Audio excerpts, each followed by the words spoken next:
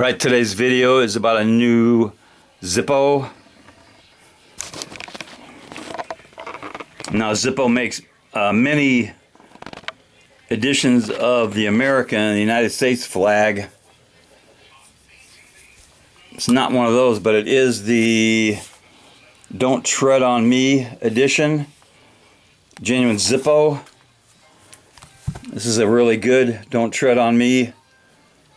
And that was made in H of 11. That's pretty old. So the new one is the Don't Tread on Me flag of the United States. It's a pretty good one. 13 stars. And the tattered stripes. And this was made in, looks like L of 23, really good stampings. Street chrome. It's got the normal insert.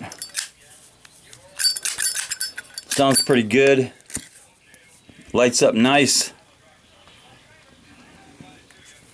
That is another Gadsen or Don't Tread on Me Zippo. Let's do a drop test.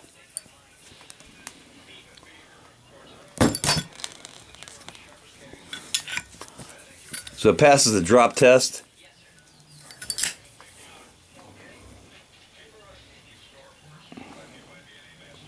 It's another Don't Tread on Me Zippo. Definitely needs just a little cowbell.